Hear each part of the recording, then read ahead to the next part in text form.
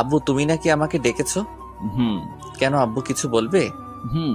আমি আর তোমার আঙ্কেল মিলেই ঠিক করেছি সামনে শুক্রবার তোমার আর তোমার আঙ্কেলের মেয়ে সোহানার বিয়ে দিব। এত তাড়াতাড়ি কেন আব্বু? তোমার আঙ্কেল নাকি পরের সপ্তাহে বিদেশে চলে যাবেন, তাই বিয়েটা এত তাড়াতাড়ি দিতে বলল। আর তোমাকে এই কয়েকদিন অফিসে যেতে মানা করছে। আচ্ছা ঠিক আছে। তারপর ফারহান খাওয়া দাওয়া করে বন্ধুদের কাছে আসলো। এসে দেখে সবাই বসে আছে, তাই সবাইকে দাওয়াত দিয়ে বাসায় চলে আসলো।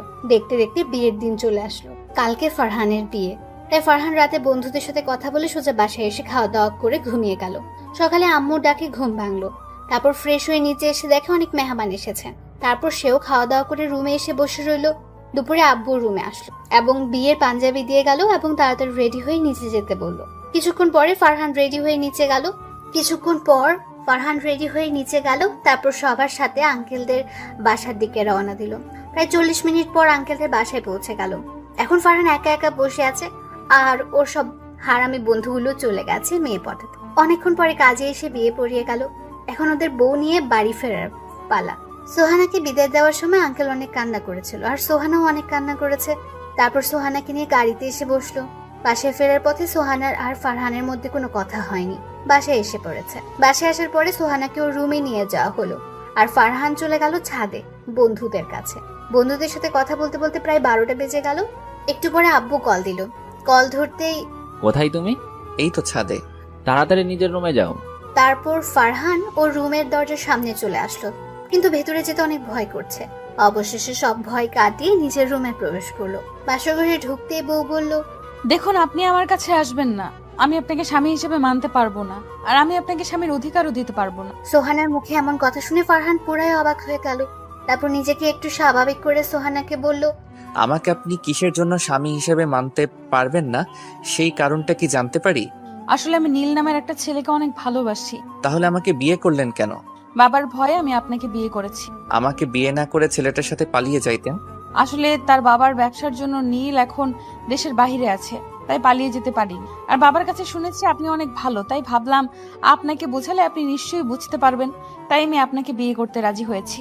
আপনি কি আপনার আর নীলের সম্পর্কের কথা আঙ্কেলকে বলছেন? না। না বলে কেন আমাকে বিয়ে করলেন? জানেন, আপনার আর আমার আব্বু সেই ছোটবেলার বন্ধু। এখন যদি তারা এইসব কথা জানতে পারে তাহলে কতটা কষ্ট পাবে বুঝতে পারছেন? কথা বলছেন না কেন? সোহানাকে কিছু না বলে কান্না করে দিল। আমি এত কিছু বুঝি না, আমি শুধু নীলকে চাই। আর যদি আমি নীলকে না পাই তাহলে এই ছুরি দিয়ে নিজেকে শেষ করে ফেলবো। আপনাকে কিছুই করতে হবে না। আপনি আপনার নীলের কাছে যেতে পারবেন, কিন্তু একটা শর্ত আছে। বলেন কি শর্ত? আমি নীলের জন্য সব শর্ত মানতে রাজি আছি। শর্তটা হলো আমাদের মাঝে যে কোনো সম্পর্ক নেই সেটা কাউকে বুঝতে দিতে পারবেন না। যতদিন এই বাড়িতে থাকবেন ততদিন আমার মা বাবাকে আপনার মা বাবা মনে করে সেবা যত্ন করতে হবে। আপনি কি আমার শর্ত মানতে পারবেন? পারবো। আচ্ছা নীল, কতদিন পরে দেশে আসবে? 7 মাস। ও, এখন ঘুমান তাহলে। আচ্ছা। তারপর ফারহান বিছনা থেকে একটা বালিশ আর একটা চাদর নিয়ে সোফায় গিয়ে শুয়ে পড়লো, আর সোহানা খাটে গিয়ে শুয়ে পড়লো। ফারহান সোফাতে শুয়ে শুয়ে ভাবতে লাগলো, জীবনে কোনো মেয়ের সাথে প্রেম করলাম না, শুধু বিয়ের পরে বউয়ের সাথে প্রেম করব বলে, নিজের সবটুকু দিয়ে বউকে ভালোবাসবো বলে, আর সেই বউ কিনা আমাকে স্বামী হিসেবে মানে না। হায় রে কপাল। এগুলো ভাবতেই চোখ দিয়ে 2 ফোঁটা কষ্টের অশ্রু চোখের একটা কোণা দিয়ে বাহির হয়ে গেল। ফারহান চোখের জলগুলো মুছে ঘুমানোর চেষ্টা করতে থাকলো, কিন্তু কিছুতেই চোখে ঘুম আসছে না। শুধু বুকের বাম পাশে চিনচিনে ব্যথা করছে, আর চোখ দিয়ে নোনা পানি পড়ছে। চোখের পানি মুছতে মুছতে কখন যে ঘুমিয়ে গেছে মনে নেই। ফজরের আজানের সময় ফারহানের ঘুমটা ভেঙে গেল। ফ্রেশ হয়ে অজু করে চলে গেল নামাজ পড়তে। তারপর মসজিদে গিয়ে নামাজ পড়ে চলে আসলো বাসাতে। বাসায় আসার পরে চলে আসলো নিজের রুমে গিয়ে দেখে সোহানা ঘুম থেকে উঠে কার সাথে যেন হেসে হেসে কথা বলছে। ফারহান সেদিকে খেয়াল না করে চলে গেল ছাদে বসে আছে। এমন সময় সোহানা ওর কাছে আসলো আর পাশে দাঁড়ালো। ফারহান সোহানাকে দেখে বলল, কি সোহানা, কিছু বলবেন? কি বলবেন বলেন। আসলে ফারহান, আপনি কিছু মনে করবেন না আমার কথাতে। আরে বলেন তো, আমি কিছু মনে করব না। প্লিজ, আপনি যত তাড়াতাড়ি পারেন আমার আর আপনার ডিভোর্সের ব্যবস্থা করুন, প্লিজ। সোহানার মুখে কথাটা শোনার পরে অনেক কষ্ট পেল ফারহান। আসলে ফারহান নিজের জন্য কষ্ট পাচ্ছে না, ওর কষ্ট হচ্ছে ওর আব্বু আম্মুর কথা ভেবে। তারা যদি জানতে পারে যে তার ছেলের বউ বিয়ের একদিন পরেই ডিভোর্স চেয়েছে, তাহলে তারা কতটা কষ্ট পাবে। নিজেকে তারা অনেক বড় অপরাধী মনে করবে, কারণ তাদের কারণে ফারহান এই বিয়েটা করেছে। এগুলো ভাবতে চোখ দিয়ে কয়েক ফোঁটা জল মাটিতে গড়িয়ে পড়লো। ফারহান তাড়াতাড়ি চোখের জল মুছে বলল, এখন আমি আপনাকে ডিভোর্স দিতে পারবো না। কথাটা বলার সাথে সাথে ঠাস ঠাস করে সোহানা ফারহানকে দুটো থাপ্পড় দেয়। ফারহান গালে হাত দিয়ে বসে পড়ল। থাপ্পড় দুটো এত জোরে লেগেছে যে ঠোঁট কেটে রক্ত বের হয়ে গেছে। ফারহান থাপ্পড় খেয়ে বসে আছে। তখন সোহানা বলল, ছোট লোকের বাচ্চা, তো সাহস কত বড়, তুই আমার মুখের উপরে কথা বলিস। তোকে একটা ভালো মানুষ মনে করেছি, কিন্তু আমার জানা ছিল না যে কোনো ছোট লোক কখনো ভালো মানতে পারে না। আর তুই আজকের পরে আমার ধারে কাছেও আসবি, আর যত তাড়াতাড়ি পারিস আমাকে কথা যেন মনে থাকে। এই কথাগুলো বলে সোহানা নিচে চলে গেল, আর ফারহান সেখানে বসে রইল আর কিছুক্ষণ আগে ঘটে যাওয়া ঘটনাগুলো ভাবতে থাকলো। সোহানার বলা কথাগুলো ভাবতে চোখে পানি চলে আসলো। অনেকক্ষণ ছাদের একটা কোণাতে বসে কান্না করলো। তারপর নিজের রুমে এসে চলে গেল ওয়াশরুমে। অনেকক্ষণ ওয়াশরুমের ভেতরে গিয়েও কান্না করলো। তারপর চোখ মুখে পানি দিয়ে বাইরে চলে আসলো। এসে সোফাতে বসে আছে, তখনই আম্মু আসলো খাবার খাওয়ার জন্য ডাকতে। ফারহান আম্মুকে বলল, আসছি, তুমি যাও। তারপর আম্মু চলে গেল। বারান্দাতে সোহানার কার সাথে যেন অনেকক্ষণ হেসে হেসে ফোনে কথা বলছে। ফারহান গিয়ে সোহানাকে ডাক দিয়ে বলল, সোহানা আম্মু আপনাকে আর আমাকে খাবার খাওয়ার জন্য নিচে ডেকেছে। তুই যা, আমি পরে খাবো। দুজনকে একসাথে যেতে বলছে। আমি এখন নীলের সাথে কথা বলতেছি, এখন যেতে পারবো না, তুই যা। পরে কথা বললেন, এখন চলেন। তোকে যেতে বলছি না? আমাকে এত ডাকতেছিস কেন? দেখছিস না আমি নীলের সাথে কথা বলতেছি? ঠাস ঠাস করে চল লাগালো। ফারহান গালে হাত দিয়ে চুপ করে দাঁড়িয়ে থাকলো। কিরে, এখনো এখানে দাঁড়িয়ে আছিস কেন? যা, আমি সাথে কথা বলে একটু পরে আসছি। তারপর ফারহান কিছু না বলে মাথাটা নিচু করে নিচে চলে আসলো। নিচে আসতে আম্মু বলল, কিরে ফারহান, বৌমা কোথায়? আসলে আম্মু, সোহানার নাকি শরীরটা ভালো লাগতেছে না, তাই শুয়ে আছে। আর আমাকে বলছে আমি খেয়ে যেন ওর জন্য খাবার নিয়ে যাই। ও, তারপর ফারহান খেতে থাকে। খাওয়া দাওয়া শেষ করে সোহানের জন্য খাবার নিয়ে রুমে আসলো। এসে দেখে এখনো নীলের সাথে ফোনে কথা বলছে। তারপর ফারহান সোহানের কাছে গিয়ে বলল, আম্মু আপনার জন্য খাবার পাঠিয়েছে, খাবারগুলো খেয়ে নিন। সোহানাই ফারহানের কথা শুনে পেছন ঘুরে তাকালো। তাকিয়ে দেখে ফারহান দাঁড়িয়ে আছে। তখন সে ফোনটা কেটে দিয়ে খাবার খাওয়ার জন্য চলে গেল। আর ফারহান চলে গেল ছাদে। ছাদে বসে থাকতে থাকতে প্রায় 12টা বেজে গেল। ফারহান এখনো ছাদে দাঁড়িয়ে আছে। হঠাৎ কারো পায়ের শব্দের আওয়াজ শুনে পেছনে তাকালো। তাকিয়ে দেখে সোহানা দাঁড়িয়ে আছে। ফারহান সোহানাকে বলল, কিছু বলবেন? শোন, আমার বাসা থেকে মানুষ এসেছে, আমাকে আর তোকে নিতে চায়। তোকে আম্মু নিচে ডাকছে। ও আচ্ছা, আপনি যান, আমি আসছি। তারপর সোহানা চলে গেল। একটু পরে ফারহানও নিচে চলে আসলো। নিচে আসতে আম্মু বলল, ফারহান তাড়াতাড়ি তৈরি হয়ে নাও। কেন আম্মু, কোথায় যাব? সোহানাদের বাড়ি থেকে লোক এসেছে তোমাকে আর সোহানাকে নিতে। আমি না গেলে হয় না? এটা বিয়ের নিয়ম। বিয়ের পরের দিন বউয়ের সাথে বউয়ের বাপের বাড়ি যেতে হয়। তাই তুমি আর কোনো কথা না বলে তাড়াতাড়ি তৈরি হয়ে নিচে আসো। ফারহান আর কিছু বলল না। জানে এখন আম্মুকে বললেও লাভ হবে না, সে যেতেই হবে। তাই আর কথা না বাড়িয়ে চলে আসলো নিজের রুমে। এসে গোসল করে একটা নীল কালার পাঞ্জাবি পরলো। তারপর রেডি হয়ে নিচে আসলো। নিচে এসে বসে আছে, কিন্তু সোহানার আসার কোনো নাম নেই। প্রায় 1 ঘন্টা পর দেখলো সোহানা আসছে। সোহানাকে দেখতে পুরো একটা নীল পরীর মতো লাগছে। নীল শাড়ি, নীল চুড়ি, ঠোঁটে হালকা লিপস, চোখে গাঢ় কাজল, চুলের খোপাতে একটা লাল গোলাপ। এক কথা বলতে গেলে পুরাই একটা পরী। ফারহান সোহানার দিকে একধানে তাকিয়ে আছে। হঠাৎ সোহানার বলা কথাগুলো মনে পড়তে চোখ নামিয়ে নিল, আর মনটাও খারাপ হয়ে গেল। তারপর সোহানার বাড়ির লোকের সাথে সোহানাদের বাড়িতে আসলো। বাড়িতে আসার পরে সোহানায় ফারহানকে রেখে বাড়ির ভেতরে চলে গেল। আর তার বাড়ির সকলে ফারহানকে বরণ করে সব নিয়ম কানুন শেষ করে বাড়ির ভেতরে নিয়ে গেল। তারপর সোহানার কিছু কাজিন ফারহানকে একটা রুমে নিয়ে গেল এবং সেখানে রেখে সবাই চলে গেল। রুমটা দেখে বুঝতে পারলো এটা সোহানার রুম। ফারহান চুপ করে সোফায় বসে আছে। এমন সময় আঙ্কেল আসলো রুমে। আসসালামু আলাইকুম আঙ্কেল। ওয়ালাইকুম আসসালাম। কেমন আছেন আঙ্কেল? ভালো বাবা, তুমি কেমন আছো? ভালো। তোমার আব্বু আম্মু কেমন আছে বাবা? তারা ভালো আছে। যে জন্য এসেছি, তুমি আর সোহানা তাড়াতাড়ি নিচে খেতে এসো বাবা। আচ্ছা আঙ্কেল, আমি সোহানাকে নিয়ে আসছি, আপনি যান। তারপর আঙ্কেল নিচে চলে গেল। একটু পরে সোহানায় বারান্দা থেকে আসলো। ফারহান বলল, আঙ্কেল, খাবার খাওয়ার জন্য নিচে ডেকেছেন? চল। তারপর নিচে চলে আসলো খাবার খাওয়ার জন্য। অনেক রকমের খাবার দিয়ে টেবিলটা সাজিয়েছে, আর অনেক দামি দামি খাবার রান্না করেছে, যা ফারহান জীবনের চোখেও দেখেন। সবাই অনেক জোরাজোরি করে অনেক খাবার খাওয়ালো। খাবার টেবিলে সোহানার সাথে কোনো কথা হলো না। তারপর ফারহানও খেয়ে রুমে চলে আসলো। একটু পরে সোহানায় আসলো। এসেই শুরু হয়ে গেল নীলের সাথে কথা বলা। অনেকক্ষণ কথা বলে সোহানা ফারহানের কাছে আসলো। সোহানা কাছে এসে বলল, ওই শোন, জি বলেন। কালকে বিকেলে তোদের বাসায় যাওয়ার সময় একটা জায়গায় যাব, কোথায় যাবেন? উকিলের কাছে। উকিলের কাছে যাবেন কেন? তোর আর আমার ডিভোর্সের জন্য। ফারহান আর কিছু বলল না, শুধু মাথাটা ঝুলিয়ে হ্যাঁ বলে দিল। তারপর সোহানা আবার চলে গেল নীলের সাথে কথা বলতে, আর ফারহান চলে আসলো ছাদে। ছাদে এসে দেখে আকাশে আজকে চাঁদ উঠেছে। ফারহান ছাদের একটা কোণাতে গিয়ে আকাশের দিকে তাকিয়ে রইল। আজকে আকাশে অনেক তারা উঠেছে, আর হাজার তারার মাঝে একটা চাঁদ পুরো আকাশটাকে আলো দিয়ে আলোকিত করে রেখেছে। ফারহান আকাশের দিকে তাকিয়ে সোহানার বলা কথাগুলো ভাবতে লাগলো। ভাবছে, আমি কি এতই খারাপ যে আমাকে স্বামী হিসেবে মানা যায় না? জীবনে কখনো কারোর সাথে প্রেম করলাম না, শুধু বিয়ের পরে নিজের বউকে সবটা দিয়ে ভালোবাসবো বলে। আর সেই বউ আজকে আমাকে স্বামী হিসেবে মানতে পারে না। আমার কথা না হয় বাদ দিলাম, যদি আমার আব্বু আম্মু জানতে পারে যে তাদের পছন্দ করা মেয়ে তার ছেলেকে স্বামী হিসেবে মানে না, তখন তো তারা অনেক কষ্ট পাবে। আমার থেকেও বেশি কষ্ট পাবে তারা। আমি ছেলে হয়ে কিভাবে বাবা মাকে কষ্ট দিব? না, যে করে হোক সোহানার মনে আমার প্রতি ভালোবাসা জন্মাতেই হবে। আমাকে তার মন জয় করতেই হবে। শত অপমানের পরেও তার সাথে থাকতে হবে। আকাশের দিকে তাকিয়ে আছে আর এগুলো মনে মনে ভাবছে। হঠাৎ পেছনে কারো পায়ের শব্দ পেল, তাই তাড়াতাড়ি চোখের পানি মুছে ফেললো। তারপর পেছনে তাকিয়ে দেখে সোহানা আসছে। এসে বলল, কিরে এত রাতে তুই এখানে কি করিস? এই তো রাতের আকাশটা দেখতেছিলাম। চল নিচে চল। ফারহান আর কিছু না বলে নিজের রুমে এসে পড়লো। তারপর বলল, আপনার রুমে তো কোনো চাদর নেই, আমি কিভাবে ঘুমাবো? আজকে চাদর ছাড়াই ঘুমা। এই শীতের মধ্যে কিভাবে চাদর ছাড়া ঘুমাবো? কিচ্ছু করার নেই, চাদর ছাড়াই আজকে তোকে ঘুমাতে হবে। ফারহান আর কিছু না বলে সোফাতে গিয়ে শুয়ে পড়লো। সোহানাও খাটে গিয়ে শুয়ে পড়লো।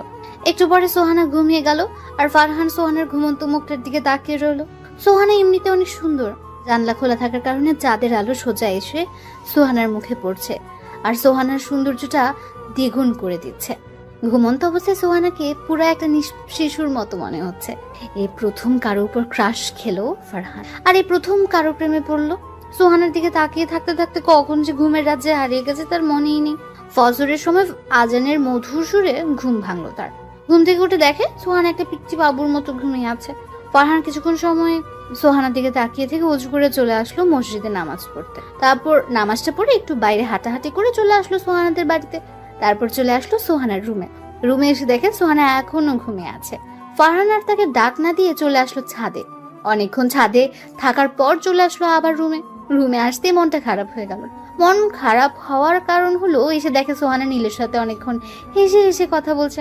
ফারহান আর কিছু বললো না, কারণ এখন কিছু বলতে গেলেই থাপ্পড় খেতে হবে, তাই চুপ করে সোফাতে বসে রইলো। একটু পরে আঙ্কেল ফারহান আর সোহানাকে নিচে ডাকলো নাস্তা করার জন্য। সোহানা নীলের সাথে কথা বলা শেষ করে ফারহানকে নিয়ে নিচে খাবার টেবিলে চলে আসলো। তারপর সবাই একসাথে নাস্তা করতে লাগলো। নাস্তা প্রায় শেষ, তখন আঙ্কেল বলল, বাবা, ফারহান আর মা সোয়ানা, তোমরা হয়তো জানো আমি সামনে শনিবার দেশের বাইরে যাব। ওরা দুজন একসাথে বলল, জি জানি। আমি চাই অফিসের দায়িত্ব তোমাদের দুজন থেকে একজনকে দিতে। তোমরা কে নিচে? আঙ্কেল, অফিসের দায়িত্বটা সোহানাকেই দিন, আমার অফিসের দায়িত্ব চাই না। আচ্ছা, তাহলে অফিসের বস হিসেবে সোয়ানাই থাকবে, আর তুমি সোয়ানাকে সাহায্য করো বাবা। আচ্ছা, আমি সোহানাকে সাহায্য করব, আপনি চিন্তা করবেন না আঙ্কেল। তারপর খাওয়া দাওয়া শেষ করে রুমে চলে আসলো। দেখতে দেখতে দুপুর গিয়ে বিকেল হয়ে গেল। এখন সোহানা আর ফারহান উকিলের কাছে। ফারহান খুব ভয় হচ্ছে যদি আজকে সোহানার ওর সাথে ডিভোর্স হয়ে যায় তাহলে বাবা মাকে কি জবাব দেবে, এগুলো ভেবে অনেক ভয় করছে। অনেকক্ষণ পরে উকিল সাহেব আসলেন। আসার পরে সোহানা বলল, উকিল সাহেব, আমি তো আপনাকে ফোনে সব বললামই, এখন তাড়াতাড়ি ডিভোর্স পেপার রেডি করেন। আমি এই ছোট লোকের বাচ্চাকে এখনই ডিভোর্স দিয়ে দিতে। সরি মামুনি, আজকের মধ্যে কোনোভাবেই ডিভোর্স দেওয়া সম্ভব না। তোমাদের দুজনকে একসাথে 6 মাস থাকতে হবে, আর 6 মাস পর যদি তোমরা চাও তাহলেই তোমাদের দুইজনের ডিভোর্স হবে। এখন হবে না কেন উকিল সাহেব? এটা সরকারি নিয়ম মামুনি। তারপর ফারহান আর সোহানাই বাসার উদ্দেশ্যে রওনা দিল। বাসায় আস্তে আস্তে প্রায় রাত হয়ে গেল। বাসায় এসে কলিং বেল দিতেই আম্মু এসে দরজা খুলে দিল। তারপর ফারহান আর সোহানা রুমে চলে আসলো। রুমে আসতেই সোহানা বলল, আমি তোর মতো ছোট লোকের সাথে এই 6 মাস থাকতে পারবো না। এখন যে কিছু করার নেই, আপনাকে এই 6 মাস আমার সাথে থাকতেই হবে। কথা দিচ্ছি, আপনার অনুমতি ছাড়া আমি আপনার কাছ থেকে স্বামীর অধিকার চাইব না। আর আমি একটা শর্ত দিয়েছিলাম, আপনার কি সেই শর্তটা মনে আছে? আছে। তারপর ফারহান ফ্রেশ হতে চলে আসলো ওয়াশরুমে। ফ্রেশ হয়ে চলে আসলো ছাদে এসে বসে আছে ছাদের একটা কোণাতে, আকাশের দিকে তাকিয়ে আছে। এমন সময় মনে হলো কেউ একজন ছাদে এসেছে, তাই ফারহান পেছনে তাকালো। তাকিয়ে দেখে আম্মু ছাদে এসেছে। ফারহান আম্মুকে বলল, আম্মু তুমি এত রাতে ছাদে এসেছো কেন? এমনি। তুই এত রাতে ছাদে কি করিস? বৌমাকে ঘরে একা রেখে তুই ছাদে এসেছিস কেন? অনেক দিন হলো রাতের বেলার আকাশটা দেখি না, তাই ছাদে আসলাম। আর সোহানাকে বলছিলাম আসতে, কিন্তু সোহানা আসে নাই। ওর নাকি শরীরটা একটু খারাপ লাগতেছে, তাই বিশ্রাম নিচ্ছে। ঠিক আছে, অনেকক্ষণ ছাদে থাকছো, এখন নিজের রুমে চলে যাও। তারপর ফারহান আর কিছু না বলে চলে আসলো রুমে এসে প্রতিদিনের মতো আজকেও দেখছে সোহানা নীলের সাথে কথা বলছে। ফারহান কিছু না বলে সোফায় গিয়ে শুয়ে পড়লো। প্রায় 1 ঘন্টা 30 মিনিট পর সোহানা বারান্দা থেকে রুমে এসে খাটে শুয়ে পড়লো এবং কিছুক্ষণ পরে ঘুমিয়ে গেল। ফারহানও সোহানার দিকে তাকিয়ে থাকতে থাকতে ঘুমের রাজ্যে হারিয়ে গেল। ফজরের সময় আজানের ধ্বনি এসে কানে পৌঁছাতেই ঘুমটা ভেঙে গেল। ফারহান তাড়াতাড়ি উঠে ফ্রেশ হয়ে নামাজ পড়তে চলে গেল। নামাজ পড়ে একটু হাঁটাহাঁটি করে চলে আসলো বাসায় এসে দেখে আম্মু নামাজ পড়ে রান্নার ঘরে যাচ্ছে। ফারহানকে দেখে আম্মু বলল, কিরে, তুই এত সকালে কোথায় থেকে আসলি? নামাজ পড়তে গিয়েছিলাম আম্মু। ও ভালো, আমার বৌমাটার দেখা যায় আমার ছেলেটাকে ভালো পথেই নিয়ে এসেছে। ফারহান একটা মুচকি হাসি দিয়ে চলে আসলো রুমে এসে দেখে মহারানী এখনো ঘুমাচ্ছে। ফারহান সোহানাকে ডাক দিতে থাকলো। সোহানা, এই সোহানা, শুনছেন? সোহানা কোনো সারা শব্দ করছে না দেখে সোহানাকে একটু ধাক্কা দিয়ে ডাকলো। সোহানা, এই সোহানা, ওঠেন, আজকে তো অফিস আছে, তাড়াতাড়ি ওঠেন। সোহানা জেগে গেল। ফারহান তার শরীর স্পর্শ করেছে বলে ঠাস ঠাস করে সোহানা ওকে 4টা থাপ্পড় দিল আর বলল, ছোট লোকের বাচ্চা, তুই আমাকে টাচ করলি কেন? এই, তুই আমাকে কথা দিয়েছিস। আসলে তোর মতো ছোট লোককে আমি কেন যে বিয়ে করতে গেলাম? তোরা বড়লোক মানুষ দেখলে সুযোগ নেওয়ার চেষ্টা করিস। আরো অনেক কিছু বলল। তারপর ফ্রেশ হতে চলে গেল। আর ফারহান সেখানে গালে হাত দিয়ে দাঁড়িয়ে রইল। তার ঠোঁট কেটে গিয়ে রক্ত পড়ছে আর চোখ দিয়ে 2 ফোঁটা নোনা জল গড়িয়ে নিচে পড়ে গেল। ফারহান তৈরি হয়ে না খেয়ে অফিসে চলে আসলো। না খাওয়ার কারণ হলো, যদি খাবার খেতে টেবিলে যেত তখন আম্মু আর আব্বু ঠোঁটে যে কেটে গেছে তা দেখে ফেলতো, আর আম্মু বুঝে যেত সোহানায় থাপ্পড় দিয়েছে। তাই না খেয়ে অফিসে চলে আসলো। অফিসে এসে নিজের জায়গাতে বসে কাজ করল। এমন সময় আঙ্কেল আর সোহানা অফিসে প্রবেশ করলো। একটু পরে সবাইকে একটা রুমে ডাকা হলো। পরে সবাই সেই রুমে গেল। তারপর আঙ্কেল বলল, আজকের পর থেকে আমি আর অফিসে আসবো না। আমার জায়গাতে আমার মেয়ে বসবে এবং এই অফিসে দেখাশোনা করবে। আশা করি আপনারা সকলেই আমার মেয়েকে সকল কাজে সাহায্য করবেন। তারপর আঙ্কেল চলে গেলেন বাসায় আর সবাই সবার জায়গাতে চলে গেল। ফারহানও ওর জায়গাতে এসে কাজ করতে থাকলো। এমন সময় পিয়ন এসে বলল, স্যার, আপনাকে একটু ম্যাডাম ডেকেছে। তারপর ফারহান বসের রুমের সামনে গিয়ে বলল, ম্যাম, আসবো? আসেন। ম্যাম, আমাকে আপনি ডেকেছেন? এখানে এই ফাইলগুলো আছে, আজকের মধ্যে কমপ্লিট করে জমা দিবেন। অনেকগুলো ফাইল ওর দিকে এগিয়ে দিয়ে। ম্যাডাম, আজকের মধ্যে এতগুলো ফাইল কমপ্লিট করা তো সম্ভব না। সম্ভব না কেন? আজকের মধ্যে বলেছি তো, আজকের মধ্যে এই ফাইলগুলো কমপ্লিট করে দিবেন। যতক্ষণ ফাইল কমপ্লিট না হয় ততক্ষণ আপনার ছুটি নেই। ফারহান আর কিছু বলল না, ফাইলগুলো নিয়ে চলে আসলো নিজের জায়গায়। তারপর কাজ করতে থাকলো। কাজ করতে করতে দুপুর হয়ে গেল। সবাই দুপুরের খাবার খাওয়ার জন্য গেল, কিন্তু ফারহান গেল না, কাজ করতে থাকলো। কাজ শেষ করতে করতে রাত 9টা বেজে গেল। সবাই চলে গেছে, শুধু ফারহান, পিয়ন আর সোহানাকে ছাড়া। ফারহান ফাইলগুলো জমা দিয়ে যখন আসতে যাবে তখন পিয়ন বলল, স্যার, আপনাকে একটু ম্যাডাম ডেকেছে। ফারহান তাড়াতাড়ি ম্যাডামের রুমে গেল, গিয়ে বলল, ম্যাডাম, আসবো? আসেন। জি ম্যাডাম, বলুন, কেন ডেকেছেন? ফাইলগুলো কমপ্লিট হয়েছে? হুম। ভালো, এখন এই ফাইলগুলো দেখছেন, এগুলো নিয়ে যান, কালকের মধ্যে কমপ্লিট করে দিবেন। ফারহান কিছু বলল না, ফাইলগুলো নিয়ে অফিস থেকে চলে আসলো। এসে রিক্সার জন্য দাঁড়িয়ে রইল। কিছুক্ষণ পরে দেখলো সোহানার গাড়ি নিয়ে বের হচ্ছে। ফারহান ভাবছিল ওকেও সাথে করে নিয়ে যাবে, কিন্তু সোহানা ফারহানকে তার সাথে বাসায় নিয়ে গেল না। অনেকক্ষণ দাঁড়িয়ে থাকার পর একটা রিক্সা আসলো, সেটা নিয়ে ফারহান বাসায় চলে আসলো। বাসায় এসে ফ্রেশ হয়ে খাওয়া দাওয়া করে চলে গেল ছাদে। অনেকক্ষণ আকাশের দিকে তাকিয়ে থেকে চলে আসলো রুমে এসে দেখলো সোহানা নীলের সাথে অনেক হাসাহাসি করে বারান্দায় বসে ফোনে কথা বল। ফারহান আর সেদিকে খেয়াল না করে ফাইলগুলো নিয়ে বসলো। একটু পরে সোহানা এসে শুয়ে পড়লো আর ফারহান ফাইলগুলো কমপ্লিট করতে থাকলো। ফাইল দেখতে দেখতে প্রায় রাত 2টা বেজে গেছে। একটু পরে সবগুলো ফাইল কমপ্লিট করা হলো। ফারহান আর ঘুমালো না, চলে গেল ছাদে 1 কাপ কফি নিয়ে। ছাদের একটা কোণায় বসে কফি খাচ্ছে আর আকাশের 4টার দিকে তাকিয়ে আছে আর ভাবছে, আজকে যদি সোহানাই আমাকে স্বামী হিসেবে মানতো, তাহলে এখন সোহানার কোলে মাথা দিয়ে আকাশের 4টা দেখা হতো। আমার সাথে কেন এমন হলো? কি দোষ করছিলাম আমি? কারো ক্ষতিও তো কখনো করি নাই, তাহলে কেন আমার সাথে এমন হলো? আমি কি এতই খারাপ যে আমাকে স্বামী হিসেবে মানাই যায় না? সোহানাই আমার সাথে এমন কেন করে? আমি তো তার কাছ থেকে স্বামীর অধিকারও চাই নাই, তাহলে কেন এমন করে? এগুলো ভাবতে ভাবতে চোখ দিয়ে কয়েক ফোঁটা অশ্রু গড়িয়ে মাটিতে পড়লো। আর অনেক কিছু ভাবতে ভাবতে কখন যে ছাদে ঘুমিয়ে গিয়েছে মনে নেই। সকালবেলা আশেপাশে পাখির আওয়াজে ঘুমটা ভেঙে গেল। চারপাশে তাকিয়ে দেখে ছাদের একটা কোণায় ঘুমিয়েছিল। তারপর নিচে চলে আসলো, এসে ফ্রেশ হয়ে নাস্তা করে অফিসের জন্য রেডি হলো। তারপর ফাইলগুলো নিয়ে চলে আসলো অফিসে এসে দেখে 10 মিনিট লেট হয়ে গেছে। ফারহান ওর জায়গাতে বসতে পিয়ন বলল সোহানা নাকি ডেকেছে। ফারহান ফাইলগুলো নিয়ে সোহানার রুমে গিয়ে বলল, ম্যাডাম আসবো? আসেন, বসেন। ম্যাডাম ডেকেছেন আমাকে? অফিসে লেট করে আসলেন কেন? আসলে ম্যাডাম, কালকে রাতে ফাইলগুলো দেখতে দেখতে অনেক রাত হয়ে যায়, তাই আসলে আসতে একটু লেট হলো। ফাইলগুলো দেখি। ফারহান ফাইলগুলো সোহানার কাছে দিল। সোহানা ফাইলগুলো দেখার পর ওর মুখের মধ্যে ছুঁড়ে মারলো আর বলল, কি দেখেছেন ফাইলের মধ্যে? এত ভুল কেন?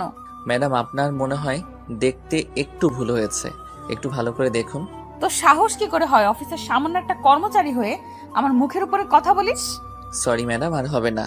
তারপর ফাইলগুলো নিয়ে সেখান থেকে নিজের জায়গাতে চলে আসলো। এসে মাথাটা টেবিলের নিচে দিয়ে অনেকক্ষণ কান্না করলো। তারপর আবার ফাইলগুলো দেখতে লাগলো। ফাইলগুলো দেখার সময় দেখলো সামান্য কিছু ভুল আছে, যা না ধরলেও চলে। আর এই সামান্য ভুলের জন্য সোহানা এমন ভাবে মারলো, ভাবতেই চোখ দিয়ে পানি চলে আসলো। তারপর চোখের পানি মুছে পিয়নকে দিয়ে ফাইলগুলো সোহানার রুমে পাঠিয়ে দিল। তারপর কাজ করতে থাকলো। শরীরটা ভালো লাগছে না বলে দুপুরে সোহানার রুমে গেল, গিয়ে বলল, ম্যাডাম আসতে পারি? জি আসুন। ফারহান ভেতরে যাওয়ার পর বলল, কিছু বলবেন? ম্যাডাম আমার শরীরটা অনেক খারাপ লাগতেছে, আমাকে কি আজকের জন্য ছুটি দেওয়া যাবে? সকালবেলা এমনিতেই আসছেন লেট করে, এখন আবার ছুটি চাচ্ছেন? অফিস থেকে কি পেয়েছেন? কোনো ছুটি নেই, যান গিয়ে কাজ করুন। ফারহান আর কিছু বলল না, চলে আসলো নিজের জায়গাতে। এসে ভাল লাগছে না বলে মাথা নিচু করে বসে আছে। এমন সময় কে যেন বললো অফিসে আসছেন কি ঘুমানোর জন্য। এমন কথা শুনে মাথাটা উঠিয়ে সামনে তাকিয়ে দেখে সোহানা দাঁড়িয়ে আছে। ফারহান সোহানাকে দেখে মাথাটা নিচু করে দাঁড়িয়ে গেল। আর সোহানা বলল, আপনাকে কি অফিস থেকে বেতন দেওয়া হয় অফিসে এসে ঘুমানোর জন্য নাকি কাজ করার জন্য? সরি ম্যাডাম, আর হবে না। আর যদি এমন হয় তাহলে আমি আপনাকে চাকরি থেকে বাহির করে দিতে বাধ্য হব। সোহানার কথাটা শুনে অনেক খারাপ লাগলো। আর সোহানা তো জানে যে তার শরীর খারাপ, তারপরে এমন করছে কেন। অনেক চেষ্টা করলো কাজে মন দেওয়ার, কিন্তু কাজে মন দিতে পারলো না। দেখতে দেখতে অফিস ছুটি হয়ে গেল। ফারহান চলে আসলো বাড়িতে এসে সোজা নিজের রুমে চলে গেল, গিয়ে শুয়ে পড়লো। আর একটু পরে ঘুমিয়ে গেল।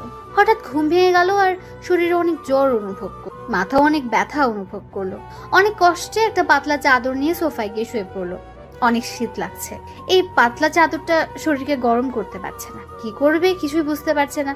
অনেক জ্বর চলে এসেছে শরীরে, এত জ্বর এসেছে যে উঠে দাঁড়ানোর শক্তিটাও পাচ্ছে না। অনেক কষ্টে সোহানার দিকে মাথাটা ঘুরে দেখলো সোহানা নীলের সাথে কথা বলা নিয়ে ব্যস্ত। ফারহান যে এখানে জ্বরে মরে যাচ্ছে সেই দিকে তার কোনো খেয়ালই নেই। আর খেয়াল থাকবেই বা কি করে? আমি ওর কে যে আমার দিকে খেয়াল রাখবে?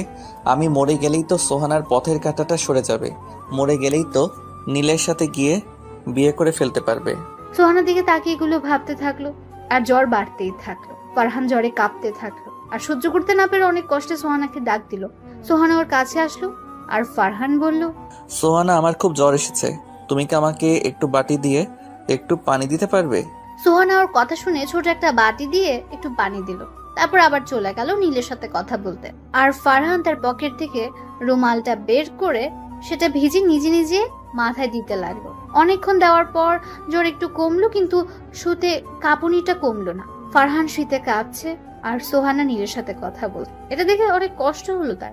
যদি আজ সোহানাই আমাকে স্বামী হিসেবে মানতো তাহলে হয়তো শীতের মধ্যে এত কষ্ট আমাকে করতে হতো না।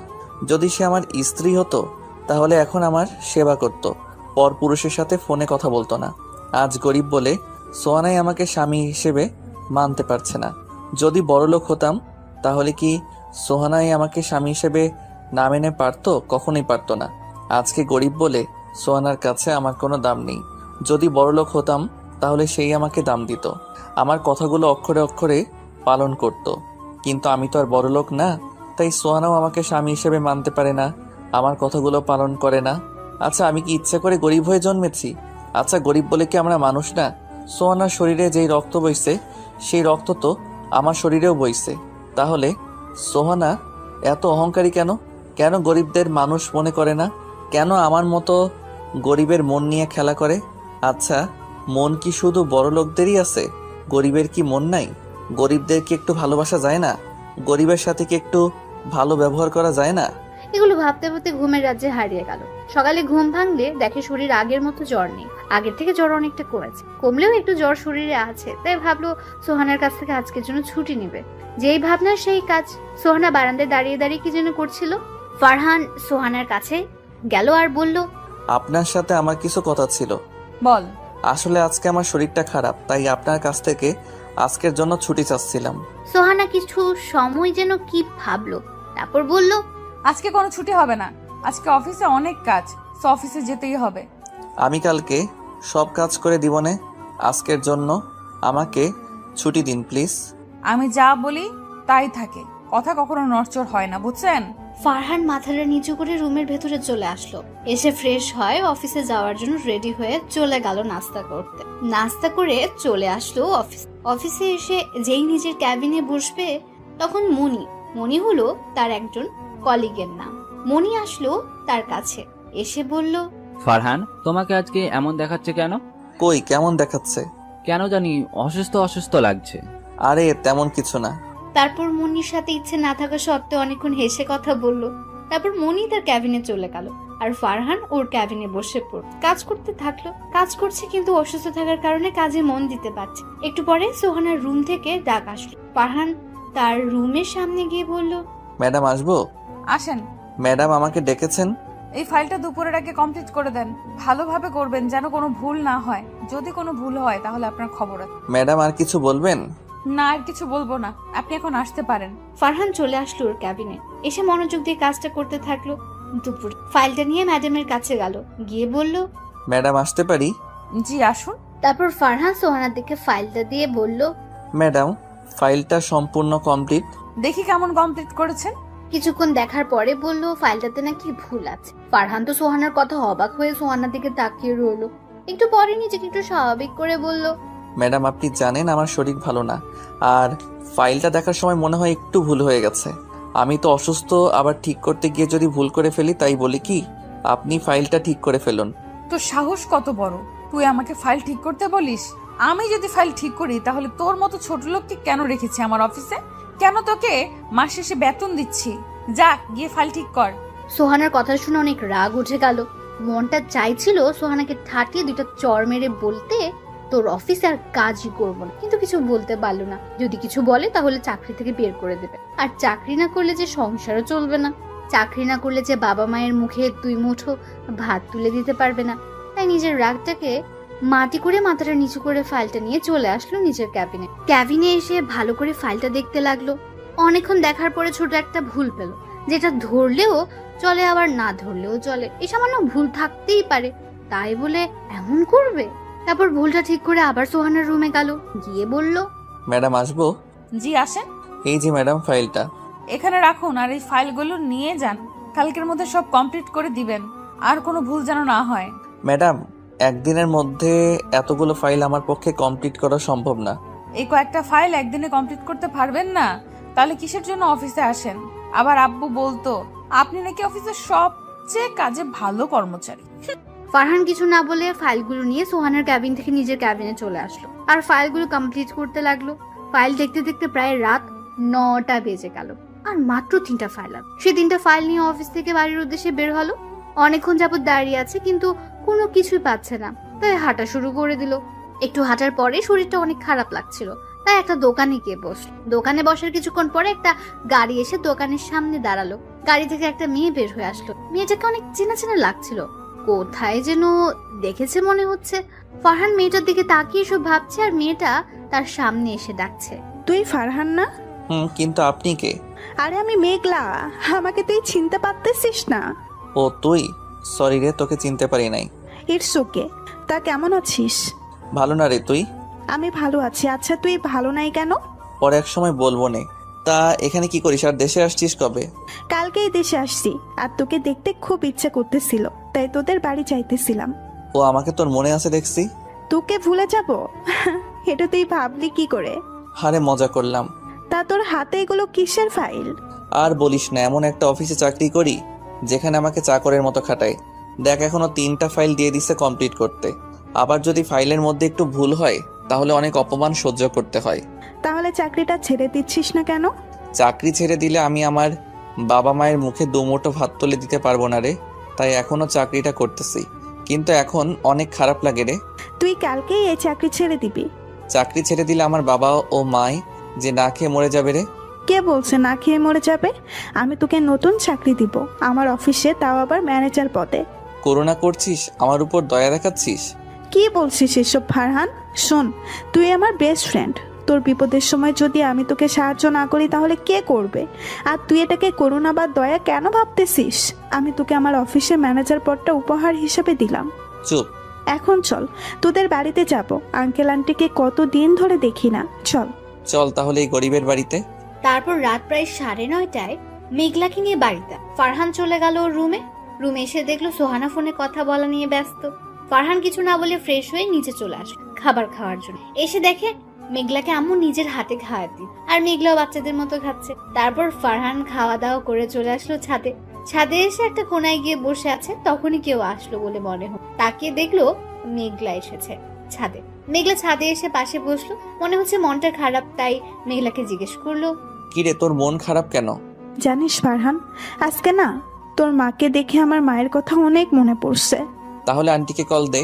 এই কথা বলতেই মেঘলা কেঁদে দিল আর একটু পরে বলল, ফারহান, আমার আম্মু আর বেঁচে নাই রে। গত মাসে আম্মু মারা গেছে।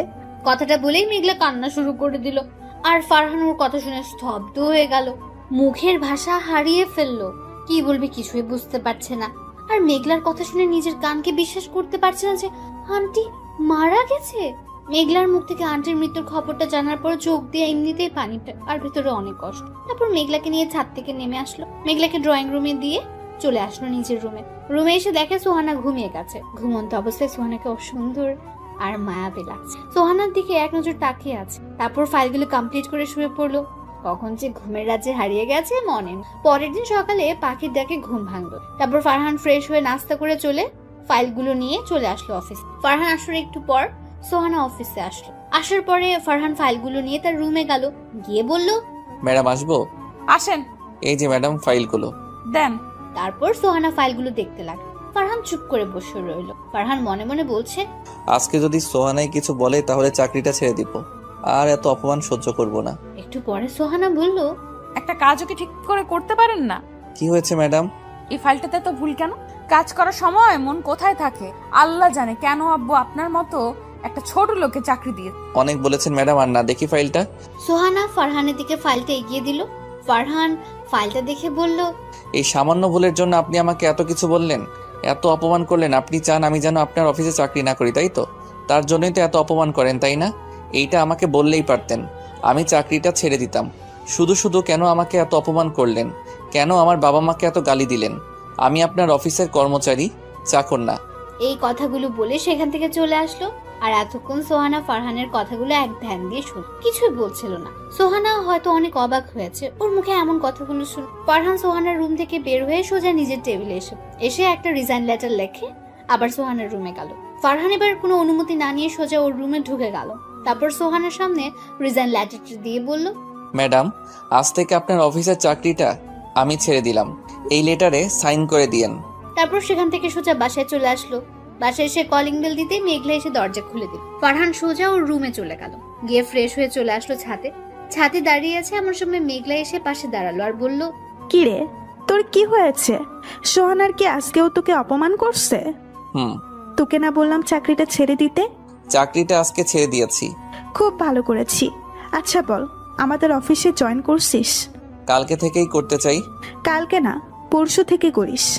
আর এই 2 দিন তোর কাজ হলো আমাকে নিয়ে ঘোরাঘুরি করা। অনেকদিন পরে দেশে এসেছি, এখনো ঘোরা হয়নি। বিকেলে তোর সাথে ঘুরতে যাব। আচ্ছা, বিকেলে রেডি হয়ে থাকিস। ঠিক আছে। তারপর দুজনে নিচে আসলো।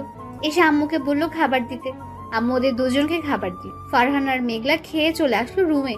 এসে দুজনই গল্প করতে থাকলো। মেঘলা এক সময় বলল, শুনলাম তুই নাকি বিয়ে করেছিস। তো তোর বউ দেখতে কেমন? দেখতে মাশাআল্লাহ একটা পরীর মতো, কিন্তু কিন্তু কি? কিছু না। আমার কাছে বল, কিন্তু কি? আরে কিছু না। বুঝছি, আমাকে তুই বন্ধু ভাবিস না। আচ্ছা শোন তাহলে। ফারহান মেঘলাকে সব বলল, যদি মেঘলা কিছু করতে পারে। বল এখন আমি কি করব? এখন একটা কাজ কর, প্রতি রাতে সোহানাকে বলবি, সোহানায় আমি তোমাকে ভালোবেসে ফেলেছি, প্লিজ আমাকে ছেড়ে যেও না। তারপর মেঘলার সাথে অনেকক্ষণ গল্প করে ঘুরতে যাওয়ার জন্য রেডি হয়ে নিল। আর মেঘলা তার রুমে গেল রেডি হতে। একটু পরে মেঘলা রেডি হয়ে তারপর আম্মুকে বলে ফারহান আর মেঘলা ঘুরতে বের হলো। অনেক ঘোরাঘুরির পরে মেঘলাকে নিয়ে চিরচেনা নদীর পাড়ে চলে আসলো। মেঘলা আর ফারহান একটা গাছের নিচে গিয়ে বসলো। দুজনেই চুপচাপ বসে আছে, কারো মুখে কোনো কথা। দুজনেই নদীর দিকে তাকিয়ে আছে। একটু পরে নীরবতা ভেঙে মেঘলা বলল, ফারহান, যদি সোহানাই তার বয়ফ্রেন্ডের চলে যায় তখন তুই কি করবি? জানি না কি করব, কিন্তু এইটুকুই জানি সোহানাকে ছাড়া আমি বাঁচতে পারবো না। সোহানাকে তুই অনেক ভালোবাসিস, তাই না? নিজের থেকে বেশি ভালোবেসে ফেলেছি এই কয়েকদিনে। এই পৃথিবীটা বড়ই অদ্ভুত, তাই না? কেউ ভালোবাসা পায় না আর কেউ ভালোবাসা পেয়েও চায় না। সোহানাই অনেক ভাগ্যবান যে তোর মতো স্বামী পেয়েছে। স্বামী পেয়েছে ঠিকই, কিন্তু সে তো আমাকে স্বামী হিসেবে মানে না। একদিন ঠিক মানবে, দেখে নিস। তোর ভালোবাসা সে ঠিকই বুঝবে। তাই যেন হয়। তারপর মেঘলাকে নিয়ে বাসায় চলে আসলো। দেখতে দেখতে রাত হয়ে গেল। সোহানা বাসায় চলে এসে মেঘলা ওকে বললো আজকে সোহানাকে ভালোবাসি কথাটা রাত্রে বলবে। সবাই মিলে খাওয়া দাওয়া করে যে যার রুমে চলে গেল। ফারহান সোহানার আগের রুমে চলে এসেছে। একটু পরে সোহানাও আসলো। সোহানা আসার পর মেঘলার কথা মতো সোহানাকে বলল, সোহানা, তোমাকে কি বলার ছিল? বল। সোহানা, এই কয়েকদিনে আমি তোমাকে নিজের থেকেও বেশি ভালোবেসে ফেলেছি। I love you Sohana, please please আমাকে ছেড়ে চলে যেও না। ঠাস ঠাস ঠাস করে সোহানা ফারহানকে 4টা থাপ্পড় মারলো। তারপর বলল, তোর কি যোগ্যতা আছে আমাকে ভালোবাসার? আর তুই ভাবলি কি করে তোর মতো ছোট লোকের বাচ্চাকে আমি ভালোবাসবো? তুই কি ভুলে গেছিস তুই আমার অফিসের সাধারণ একজন কর্মচারী? তোর মাথায় কি কোনো জ্ঞান বুদ্ধি নাই? যা দূরে গিয়ে মর, ফহিন্নি ভিখারি কোথাকার। আরো অনেক কথা শুনিয়ে সোহানা বারান্দায় চলে গেল। আর ফারহান সেখানে বসে পড়লো।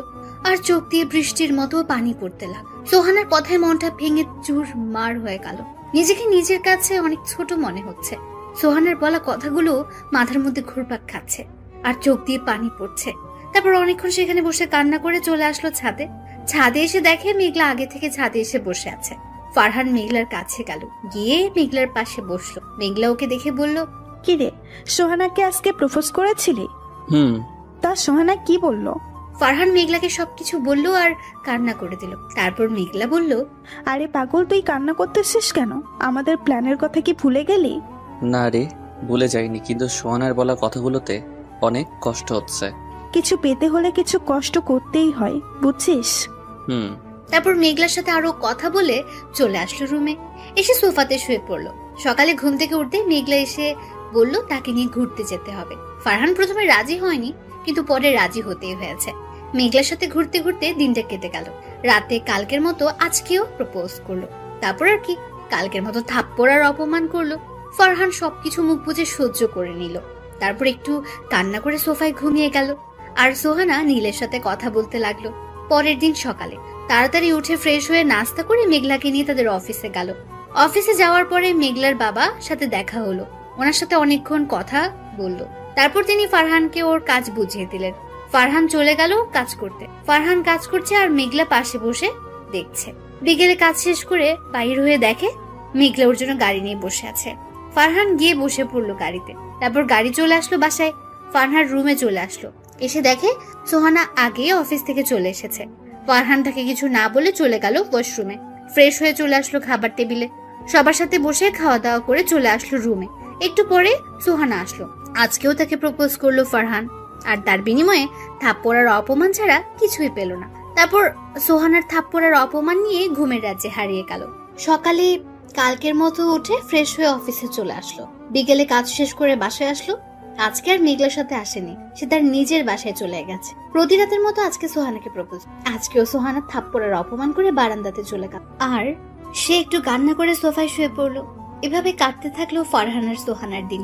সোহানাকে ফারহান প্রতি রাতে করে, আর সোহানা থাপ্পড় আর অপমান। এখন আর আগের মতো কান্না করে না, কারণ এখন সোহানার থাপ্পড় আর অপমান সহ্য করার অভ্যাস হয়ে গেছে। দেখতে দেখতে চলে গেল 4টা মাস। এখনো সোহানা ফারহানের সাথে খারাপ ব্যবহার করে। এখনো প্রতি রাতে সোহানাকে প্রপোজ করে আর সোহানা থাপ্পড় আর নানান কথা শোনায়। আজকে অফিস থেকে আসার সময় মেঘলাকে বলল, মেঘলা সোহানাকে মনে হয় আমি পাবো না রে। কেন হঠাৎ এই কথা বলতেছিস কেন? দেখ, এই 4টা মাস ধরে আমি তাকে ভালোবাসার কথা বলতেছি, আর সে আমাকে থাপ্পড় আর অপমান করতেছে। এখন কি তোর মনে হয় সোহানাকে আমি পাবো? পাবি। আচ্ছা শোন, আজকে থেকে তুই আর সোহানাকে প্রপোজ করবি না, তার সাথে প্রয়োজন ছাড়া কোনো কথা বলবি না, আর সোহানাকে দেখিয়ে দেখিয়ে আমার সাথে প্রেম করার অভিনয় করবি, ঠিক আছে? এগুলো করলে দেখবি সব ঠিক হয়ে যাবে। তারপর মেঘলার সাথে আরো অনেক কথা বলে বাসায় চলে আসলো। এসে ফ্রেশ হয়ে নাস্তা করে চলে আসলো রুমে এসে দেখে সোহানা সোফাতে বসে আছে। সে গিয়ে বসলো। খাটে গিয়ে বসুন, আমি এখন এখানে ঘুমাবো। বললো। সোহানা এই কথা শুনে খাটে গিয়ে বসলো, আর ফারহান গিয়ে সোফাতে শুয়ে পড়লো। সোফাতে শোয়ার সাথে সাথে মেঘলার ফোন দিল। ফারহান ফোন ধরে বলল, বাসায় গিয়ে পৌঁছেছো? বাসায় যেতে কোনো সমস্যা হয়নি তো? কিরে, সোহানা কি তোর পাশে? এখন কি করো বাবু? এই তো শুয়ে আছি। তুই? আমি তোমার কথা ভাবতেছি। ওই, এখন তুই কথা বলতে বলতে সাথে চলে যা, ঠিক আছে? আচ্ছা, কালকে আমরা কোথায় দেখা করছি? চুপ। ও, পার্কে। কখন আসবো? তুই বল। ও, অফিস ছুটির পরে। ঠিক আছে, বাই বাবু। তারপর ফোন কেটে দিয়ে ফারহান ঘুমিয়ে যাওয়ার ভান করে শুয়ে পড়লো, আর সোহানা চলে গেল নীলের সাথে কথা বলতে। তারপর ফারহান ঘুমের রাজ্যে হারিয়ে গেল। ঘুমাচ্ছিল, হঠাৎ কারো কান্নার শব্দে ঘুমটা ভেঙে গেল। ঘুম থেকে উঠে দেখে সোহানা নীলের সাথে কথা বলছে আর অনেক কান্না করছে। ফারহান একটু বারান্দার কাছে গেল তাদের কথাগুলো শোনার জন্য। ফারহান বারান্দার কাছে গিয়ে শুনতে পারলো সোহানা বলছে, নীল, বিশ্বাস করো, আমি এখন ফারহানকে স্বামীর অধিকার দেই নাই। আমার আর ফারহানের মধ্যে কোনো সম্পর্ক নাই। প্লিজ তুমি আমাকে বিশ্বাস করো, আমি শুধু তোমাকেই ভালোবাসি। নীল প্লিজ, তুমি দেশে আসো আর এই বাড়ি থেকে নিয়ে যাও। আমি আর এখানে থাকতে চাই না। সোহানা প্লিজ, তুমি ফারহানকে ডিভোর্স দিয়ে আমাকে বিয়ে করো। এমন কথা বলো না প্লিজ। তুমি ছাড়া আমার আর কে আছে বলো? তুমিই তো আমার সব। তুমি কেন আমাকে বিশ্বাস করতেছো না? ছি নীল, ছি। এই নোংরা কথাটা তুমি আমাকে বলতে পারলে? জানো ফারহান আমাকে কত ভালোবাসে। শুধু তোমার জন্য আমি ওর ভালোবাসাকে কোনো দাম দিইনি, আর তুমি আমাকে এইসব কথা বললে? যাও, তোমার মতো এমন নোংরা স্বভাবের ছেলে আমার দরকার। আজকের পরে তুমি আর আমাকে ফোন দিবে। বলে সোহানা ফোনটা কেটে দিল আর কান্না করতে লাগলো বারান্দায় বসে। আর ফারহান ঘরের ভেতর থেকে সোহানার কথাগুলো শুনছিল। সোহানা সেখানে বসে বসে অনেক কান্না করছে, আর ফারহান মন চাচ্ছে সোহানাকে জড়িয়ে ধরে চোখের পানিগুলো মুছে দিতে। কিন্তু ফারহান যে সোহানার প্রতি দুর্বল হলে চলবে না, কঠোর হতে হবে, তো অনেক কষ্ট দিতে হবে। ওর মনের অহংকারগুলো কষ্ট দিয়ে দূর করতে হবে। ফারহানের করা সকল অপমানের প্রতিদান দিতে হবে। এগুলো ভাবছে এমন সময় দেখলো সোহানা চোখ মুছে রুমের দিকে আসছে। ফারহান তাড়াতাড়ি গিয়ে সোফাতে শুয়ে পড়লো আর ঘুমের ভান ধরে লাগলো। সোহানা রুমে এসে ফারহানের পায়ে ধরে মাফ চাইতে থাকলো আর বলতে লাগলো, ফারহান, তুমি আমাকে মাফ করে দাও। আমি তোমার ভালোবাসা না বুঝে দিনের পর দিন তোমাকে অপমান করেছি, অনেক থাপ্পড় মেরেছি। প্লিজ তুমি আমাকে মাফ করে দাও। আজকে থেকে তোমার সব কথা আমি শুনবো। তুমি যেভাবে চলতে বলবে সেইভাবেই চলবো। তোমাকে আর কখনো আমি অপমান করব না, থাপ্পড় দিব না। প্লিজ তুমি আমাকে তোমার করে নাও। জানো ফারহান, আজকে আমাকে নীল অবিশ্বাস করেছে। সে বলেছে আমি নাকি একটা নষ্ট মেয়ে। এই কথাটা বলেই সোহানা কান্না করে দিল, আর ফারহান ঘুমের ভান ধরে সবকিছু শুনতে লাগলো। আজকে নিজেকে অনেক সুখী মনে হচ্ছে, কারণ আজকে সোহানা ওকে মেনে নিয়েছে। কিন্তু সে যে এখন সোহানাকে মানবে না, তাকে অনেক কষ্ট দেবে, এটা ভাবতেই মনটা খারাপ হয়ে গেল। তারপর ফারহান ঘুমিয়ে গেল, আর সোহানাও পায়ের কাছে কান্না করতে করতে ঘুমিয়ে গেল। সকালে সোহানার ডাকে ঘুম ভাঙলো। ফারহান উঠে ফ্রেশ হয়ে রেডি হচ্ছিল। এমন সময় সোহানা কোথা থেকে যেন আসলো, এসে একটা কালো শার্ট দিল পরতে। ফারহান কালো শার্টটা সোহানাকে রাখতে বললো, আর বলল, দেখেন, আলমারিতে নীল একটা শার্ট প্যাকেটে আছে, সেই শার্টটা দেন, আমি সেটা পরবো। সোহানা বলল, আজকে এই শার্টটা পরো, তোমাকে খুব সুন্দর লাগবে। এই যে ম্যাডাম, আপনার কি মাথা ঠিক আছে নাকি কোনো সমস্যা হয়েছে? কেন বলো তো? এই যে আপনি আমাকে তুমি করে বলতেছেন, আবার শার্ট চয়েস করে দিচ্ছেন, তাই বললাম আর কি। স্বামী আমি, তাও আবার আপনার ব্যাপারটা হাস্যকর না? এখানে হাসার কি আছে? তুমি আমার স্বামী, এটা আমি বলতেই পারি, তাই বলেছি। তাই বলে কি হাসতে হবে? 2-3 পরে আপনার আর আমার ডিভোর্স হয়ে যাবে, আর আপনি অন্যের বউ হয়ে যাবেন, আর এখন বলছেন আমি নাকি আপনার স্বামী, তাই হাসলাম। আর আমার নীল শার্টটা দিন, আমি এখন পরে অফিসে যাব। আজকে অফিসে না গেলে হয় না? আজকে অফিসে একটা ইম্পর্টেন্ট মিটিং আছে, আমাকে যেতেই হবে।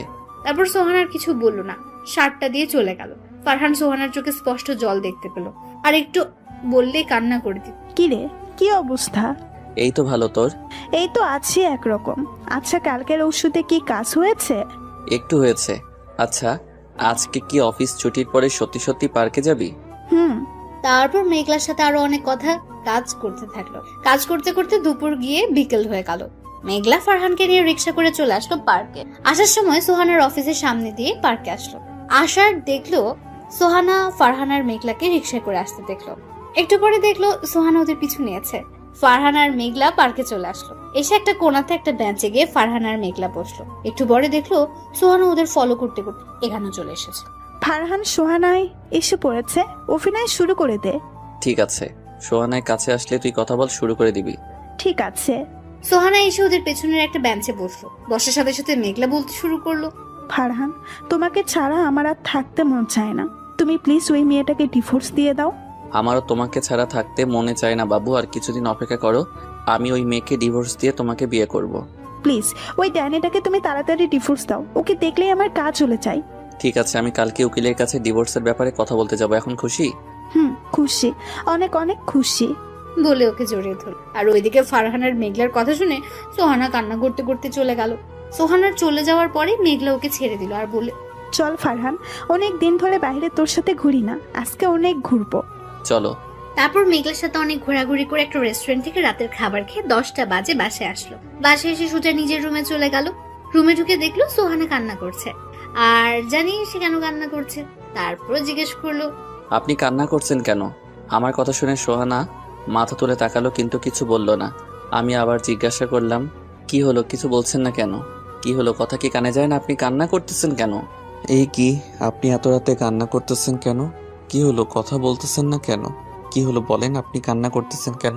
তারপর সোহানা ওকে কিছু না বলে দৌড়ে এসে জড়িয়ে ধরলো আর কান্না করতে থাকলো। ফারহান কোন রকম সোহানাকে তার বুক থেকে সরিয়ে দিয়ে ওটা চর লাগিয়ে, সমস্যা কি আপনার, কি করছেন?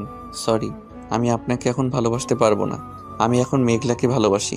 কিছুদিন পরে আমি আপনাকে ডিভোর্স দিয়ে মেঘলাকে বিয়ে করব। আর আপনি এখন কেন আমার মতো ছোট লোক, লজ্জা বদমাস একটা ছেলেকে কেন ভালোবাসবেন? আমাকে ভালোবাসলে আপনার মান সম্মান তো কমে যাবে। আর আপনি যে এখন আমাকে ভালোবাসেন, এটা লোকে জানলে হাসাহাসি করবে। আমাকে প্লিজ তুমি মাফ করে দাও। আমি আমি ভুলটা বুঝতে পেরেছি। আর লোকে কি বলবে না বলবে তা নিয়ে আমার যায় আসে না। সরি, আমি এখন মেঘলার মনটা ভাঙতে পারবো না, কারণ আমি জানি একজনের মন ভাঙলে কত কষ্ট হয়। আর কয়েকদিনের মধ্যেই আপনার আর আমার ডিভোর্স হয়ে যাবে। এখন এগুলো বলছেন কেন? এইগুলো বলছি কারণ তোমাকে আমি ভালোবেসে ফেলেছি। কেন, নীলের কি হয়েছে? সে কি আমার মতো গরিব হয়ে গেছে, নাকি বিয়ে করে ফেলেছে? অনেক রাত হয়ে গেছে, সরেন, এখন আমি ঘুমাবো। সকালে আবার আমার অফিস আছে। তুমি ইচ্ছে করলে আমার সাথে খাটে ঘুমাতে পারো। সরি, আমার মতো ছোট লোকের, আপনার মতো ধনী ঘরের মেয়ের সাথে এক বিছানাতে ঘুমাতে পারবো না। এই কথাটা বলার পরে সোহানের মুখটা কালো করে খাটে গিয়ে শুয়ে পড়লো। আর ফারহান সোফায় শুয়ে শুয়ে ভাবছে, আমাকে অনেক কষ্ট দিছো, অনেক অপমান আর চড় দিছো। এখন দেখো কেমন লাগে। তুমি আমাকে যেই পরিমাণ কষ্টগুলো দিছো, আমিও ঠিক তোমাকে সেই পরিমাণ কষ্ট দিব, তারপর তোমাকে মেনে নিব। এগুলো মনে মনে ভাবতে থাকলো। একটু পরে ঘুমের রাজ্যে হারিয়ে গেল। সকালে ফারহান, এই ফারহান ওঠো, তোমার অফিসের দেরি হয়ে যাচ্ছে। ফারহান ঘুম থেকে উঠেই, তুই কোন অধিকারে আমার গায়ে হাত দিয়েছিস? আর তোকে কি আমি ডাকতে বলেছি? আর কোনোদিন যদি এমন দেখি তাহলে তোর খবর আছে। সোহানা ফারহানের কথা শুনে কান্না করতে করতে নিচে চলে গেল। আর ফারহান চলে গেল ওয়াশরুমে ফ্রেশ হতে। তারপর ফ্রেশ হয়ে নাস্তা করে অফিসে যাওয়ার জন্য রওনা হলো। বাড়ির বাইরে অনেকক্ষণ দাঁড়িয়ে আছে, কিন্তু কোনো রিক্সা পাচ্ছে না। হঠাৎ সোহানার গাড়ি এসে ফারহানের সামনে দাঁড়ালো। সোহানা জানলা দিয়ে বলল, গাড়ির ভেতরে আসো, আমি তোমাকে তোমার অফিসে নামিয়ে দিয়ে আসি। সরি, আমি আসলে কোনো বড়লোক মানুষের গাড়িতে উঠি না। অফিসে এসে নিজের ডেস্কে বসে কাজ করছিল। তখনই মেঘলার আগমন। কি রে, কি করিস? এই তো কাজ করতেছি রে। চল আমার সাথে। কোথায় যাবি? তোকে আমি আসতে বলছি, আই এত প্রশ্ন করতেছিস কেন? Sorry madam. ওই, আমি তোর কিসের ম্যাডাম? হ্যাঁ, আর একদিন যদি তুই আমাকে ম্যাডাম বলিস তাহলে তোর একদিন আর আমার যতদিন লাগে। তারপর মেঘলার সাথে মেঘলার গাড়িতে গিয়ে বসলো। মেঘলা গাড়ি স্টার্ট দিল। কিছুক্ষণ পরে ওরা একটা কফি শপের কাছে পৌঁছে গেল। তারপর মেঘলা ফারহানকে কফি শপের ভেতরে নিয়ে গেল। ফারহানও কিছু না বলে মেঘলার সাথে কফি শপের ভেতরে চলে গেল। তারপর মেঘলা 2 কাপ কফি অর্ডার করলো। একটু পরে কফি চলে আসলো। ফারহান কফি খেতে লাগলো। এখনো মেঘলার সাথে কোনো কথা বলেনি। কি কাজ?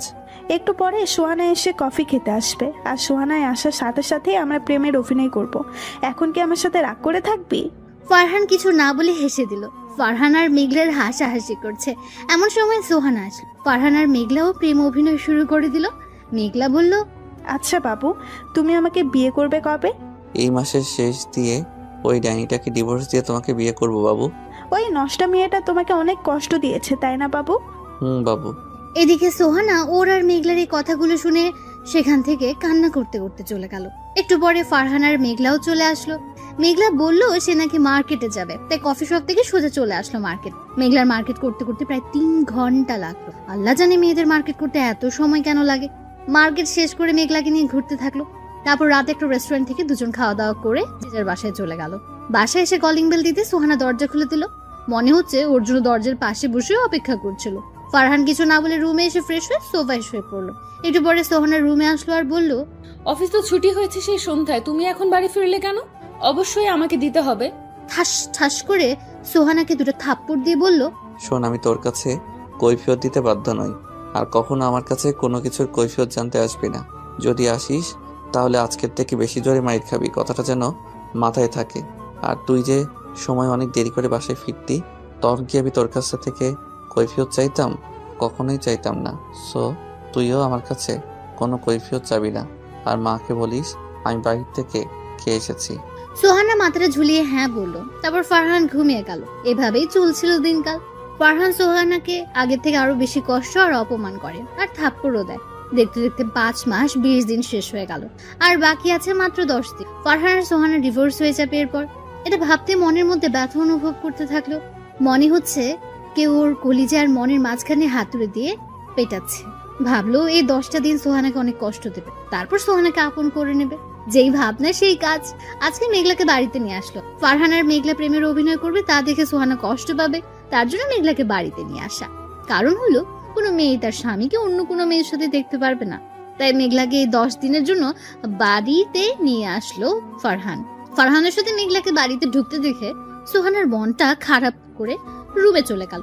ফারহান মেঘলাকে নিয়ে আম্মুর কাছে গেল আর বলল, আম্মু দেখো কে এসেছে। কে এসেছে রে? এটা বলার পরে মেঘলা ওর পেছন থেকে আম্মুর সামনে আসলো। মেঘলা আম্মুর সামনে যেতেই বলা শুরু করে দিল, কি রে মা, কেমন আছিস? ভালো আন্টি, তুমি কেমন আছো? আমিও ভালো আছি। তা তোর আব্বু কেমন আছে? তারা আসলো না কেন? তারাও ভালো আছে, আর তারা আজকে দেশের বাইরে যাচ্ছে 10 দিনের জন্য, তাই আসে না। ও, তুই তাহলে বস, আমি তোর জন্য কিছু খাবার নিয়ে আসি। আরে আন্টি, কিছু আনতে হবে না, আমি খেয়ে এসেছি এখানে। আম্মু শোনো। হ্যাঁ বল, শুনছি। আম্মু আঙ্কেল দেশের বাইরে যাবেন, তাই মেঘলাই আমাদের বাসাতে 10 দিন থাকবে। তা তো থাকবেই। তুই না বললেও আমি মেঘলাকে এই 10 দিনের জন্য এই বাসায় রেখে দিতাম। তারপর মেঘলা আর আম্মু কথা বলতে থাকলো। ফারহান চলে আসলো ওর রুমে। রুমে এসে দেখে সোহানা বিছনাতে শুয়ে ফুঁপিয়ে ফুঁপিয়ে কান্না করছে। সোহানাকে কান্না করতে দেখে ফারহানের অনেক কষ্ট হচ্ছিল। মনটা চাচ্ছিল সোহানাকে শক্ত করে জড়িয়ে ধরে ওর চোখের পানিগুলো মুছে দিতে। মন চাচ্ছিল সোহানাকে বুকে জড়িয়ে তার কপালে একটা ভালোবাসার পরশ এঁকে দিতে, কিন্তু এগুলো করলো না। ফারহান রুমে ঢুকে ধমক দিয়ে সোহানাকে বলল, কি হয়েছে? এমন ঢং করছেন কেন? মেঘলাকে তুমি কেন এই বাড়িতে নিয়ে এসেছো? আজ বাদে কাল আমি মেঘলাকে বিয়ে করব, তাই নিয়ে এসেছি। আচ্ছা, মেঘলাকে নিয়ে আসাতে তোমার কোনো সমস্যা হচ্ছে? সমস্যার কারণ হলো কোনো মেয়ে তার স্বামীকে অন্য মেয়ের সাথে দেখতে পারবে না। কে তোমার স্বামী? তুমি আমার স্বামী, আর আমি আমার স্বামীর ভাগ কাউকে দেব না। আমার মতো ছোট লোক, লুচ্চা লম্পট, যার স্বভাবের ঠিক নেই, সে তোমার স্বামী? তুমি কি আমাকে স্বামী হিসেবে মানতে পারবে?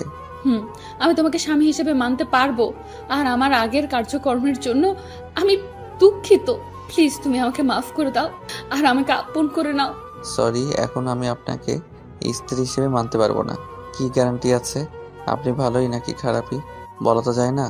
বয়ফ্রেন্ডের সাথে কি না কি করছেন, এমনও তো হতে পারে যে আপনার চরিত্রের ঠিক নাই। ফারহান চুপ করো, আমি আর নিতে পারতেছি না। সত্যিটা সবারই শুনতে খারাপ লাগে, আপনারও লাগতেছে? প্লিজ ফারহান, তুমি আমাকে বিশ্বাস করো, একটা সুযোগ দাও আমাকে, প্লিজ একটি সুযোগ দাও। এ কি, আমার মতো একটা ছোট লোক, চরিত্রহীন ছেলের পা আপনি কেন ধরছেন? প্লিজ ফারহান, এগুলো বলে আমাকে আর কষ্ট দিও না। আমি আমার ভুলটা বুঝতে পেরেছি, এখন তুমি আমাকে ক্ষমা করে দাও। আমি কাউকে ক্ষমা করতে পারবো না, আমি ক্ষমা করার মালিক না। ক্ষমা যদি চাইতেই হয় তাহলে আল্লাহর কাছে চান, আমার কাছে না। এটা বলে ফারহান সেখান থেকে চলে আসলো। যদি এখন না চলে আসতো তাহলে হয়তো এখনই সোহানাকে আপন করে নিতে হতো, কারণ সোহানার চোখের জল ফারহান সহ্য করতে পারে না। রুম থেকে বের হতে দেখে রুমে দরজার পাশে মেঘলা দাঁড়িয়ে আছে। ফারহান মেঘলাকে দেখে বলল, কিরে, তুই এখানে দাঁড়িয়ে আছিস কেন? তোকে ডাকতে এসেছিলাম, এসে দেখি তুই আর সোহানাই কথা বলতেছিস, তাই আর ভেতরে যাই নাই। আচ্ছা এখন আমার সাথে আমার রুমে চল। তারপর মেঘলার সাথে রুমে গেল, গিয়ে ওর কাছে বসলো। ফারহান বসতে মেঘলা বলল, ফারহান অনেক কষ্ট দিয়েছিল সোহানাকে, এখন তো সোহানাকে মেনে নেওয়া উচিত। আমিও সেটাই ভাবতেছি, সোহানাকে মেনে নিব নাকি আরো কষ্ট দিব। অনেক তো কষ্ট দিলি, এবার মেয়েটাকে মেনে নে। সে তো তার ভুল বুঝতে পেরেছে। এই 10টা দিন কষ্ট দিয়ে নেই, তারপর মেনে নিব। তার আগে যদি মেঘলা কিছু করে বসে তখন কি করবি? বলা তো যায় না। সোহানা যেই পরিমাণে রাগী। মেঘলার মুখে এমন একটা কথা শুনে বুকের বাম পাশটা একটু কেঁপে উঠল। তারপর ভাবতে থাকলো যে আর সোহানাকে কষ্ট দেবে না, আর সোহানাকে অপমান করবে। কথায় কথায় সোহানের গায়েও হাত তুলবেন, সোহানাকে কালকে আপন করে নেবে। তারপর ফারহান মেঘলার রুম থেকে চলে আসলো নিজের রুমে, এসে দিল একটা ঘুম। সোহানার ডাকে ওর ঘুম ভাঙ। ঘুম থেকে উঠে দেখে সন্ধ্যা হয়ে গেছে, তাই ফ্রেশ হয়ে চলে আসলো ছাদে। ছাদে দাঁড়িয়ে আকাশের দিকে তাকিয়ে ভাবতে থাকলো, বাস্তবতাটা বড়ই অদ্ভুত। এতদিন সোহানার পিছনে আমি ঘুরেছি, কিন্তু সোহানা আমাকে কোনো পাত্তা দেয়নি। আর এখন সোহানাই আমার পিছনে ঘুরতেছে, আমি তাকে কোনো পাত্তা দিচ্ছি না। আগে সে আমার সাথে খারাপ ব্যবহার করত, আর এখন আমি তার সাথে খারাপ ব্যবহার করি। এগুলো ভাবছে এমন সময় সোহানা ছাদে এসে বলল, এই সময় তুমি ছাদে কি করছো? আকাশের তারাগুলো গুনতেছিলাম। আপনি এখন ছাদে এসেছেন কেন? তোমাকে খুঁজতে এসেছিলাম। আমাকে খুঁজছেন কেন জানতে পারি? রুমে একা একা ভালো লাগছিল না, তাই ভাবলাম তোমার সাথে গল্প করব, তাই তোমাকে খুঁজতেছিলাম। আমার মতো ছোট লোক চরিত্রহীন ছেলের সাথে আপনি কি গল্প করবেন? আর আমার মতো ছেলের তো বিশ্বাস নাই, সুযোগ পেলেই আপনার ইজ্জতের উপরে হাত দিতে পারি। প্লিজ ফারহান, তুমি আমাকে মাফ করে দাও। আর আমি আমার আগের ব্যবহারের জন্য খুবই দুঃখিত, খুবই লজ্জিত। আপনাকে মাফ করব, কিন্তু আমার কিছু শর্ত আছে।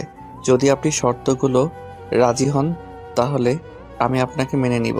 বলো ফারহান, কি শর্ত? আমি তোমার সব শর্ত মানতে রাজি আছি। আমার প্রথম শর্ত হলো 5 ওয়াক্ত নামাজ পড়তে হবে। দ্বিতীয় শর্ত হলো আমার বাবা মাকে নিজের বাবা মা মনে করে সেবা করতে হবে। তৃতীয় শর্ত হলো কোনো অহংকার আপনার মনে থাকতে পারবে না। আর চতুর্থ শর্ত হলো আমার অনুমতি ছাড়া কোনো পুরুষের সাথে কথা বলতে পারবেন না। এখন বলুন, আপনি কি আমার শর্তগুলো মানতে পারবেন? আমি তোমার সব শর্ত মানতে পারবো। তুমি আমাকে আপন করে নিবে তো? এই শর্তগুলো যদি ঠিকমতো পালন করতে পারেন তাহলে আমি আপনাকে মেনে নিব। ঠিক আছে, আমি তোমার সব শর্ত এখন থেকে মেনে চলবো। বলো, কতদিন এভাবে চললে তুমি আমাকে আপন করে নিবে? আমাদের ডিভোর্সের আর মাত্র 10টা দিন বাকি আছে। তুমি যদি এই 10 দিন সবগুলো শর্ত পালন করতে পারো তাহলে এই 10 দিন পরে আমি তোমাকে মেনে নিব। আর যদি না মানতে পারো তাহলে 10 দিন পরে আমি তোমাকে ডিভোর্স দিয়ে দিব। ঠিক আছে, এই 10 দিন আমি তোমার সবগুলো শর্ত অক্ষরে অক্ষরে পালন করব। ঠিক আছে, এখন তাহলে আমি আসি। এটা বলে সেখান থেকে খাবার খাওয়ার জন্য টেবিলে চলে আসলো। তারপর সবাই মিলে একসাথে রাতের খাবারটা খেলো। তারপর যে যার রুমে চলে আসলো। রুমে এসে সোফাতে শুয়ে পড়বে, তখনই সোহানা বলল, আজকে থেকে কি আমার সাথে খাটে ঘুমানো যায় না? ফারহান সোহানার কথা শুনে তার দিকে তাকিয়ে দেখে চোখের কোণে পানি এসে আছে।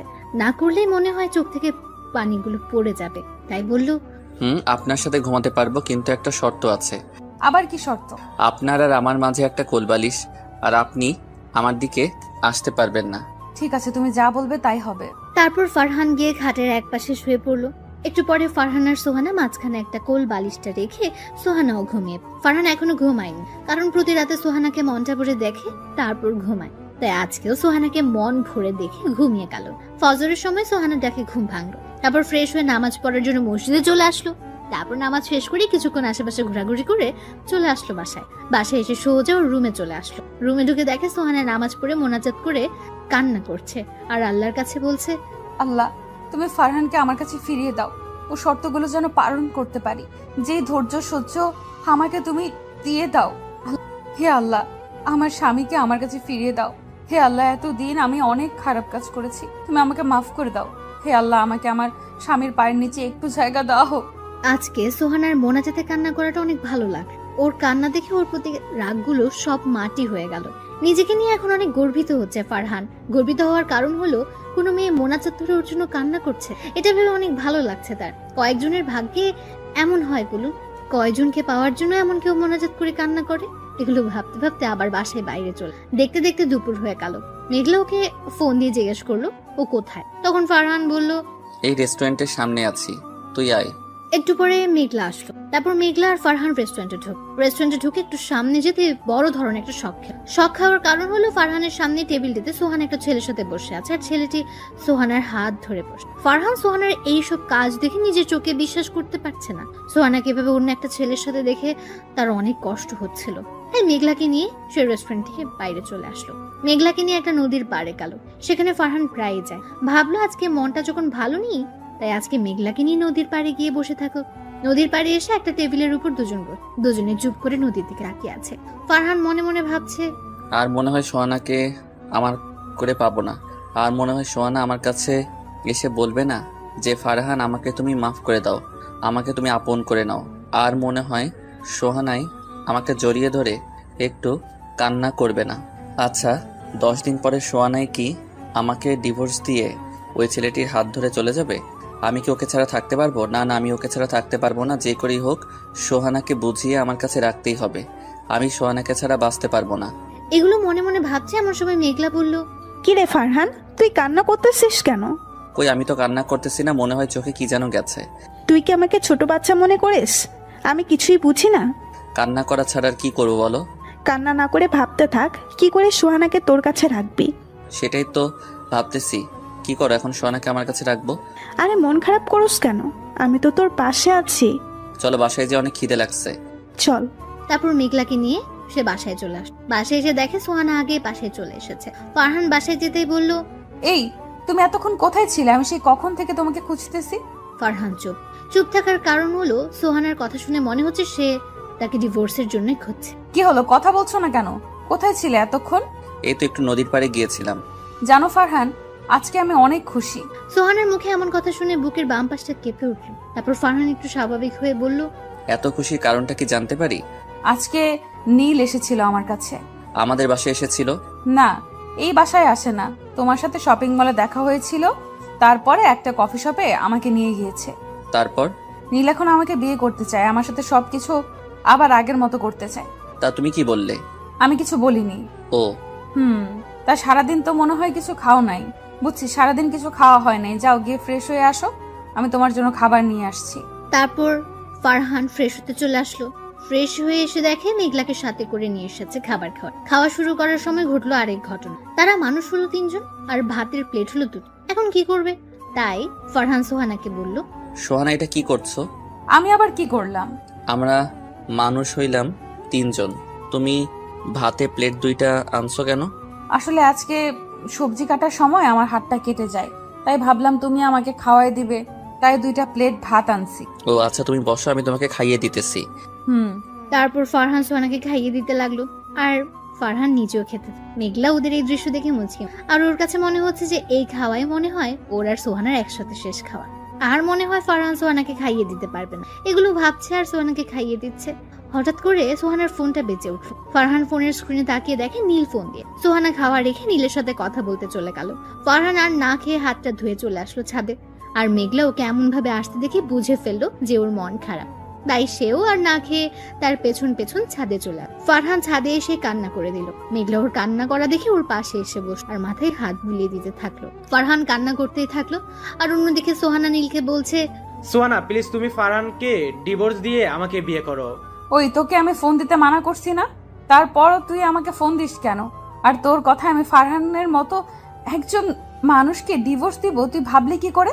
তোর জন্য আমি ফারহানের সাথে অনেক খারাপ ব্যবহার করেছি, যার জন্য ফারহান এখনো আমার সাথে ভালো করে কথা বলে না।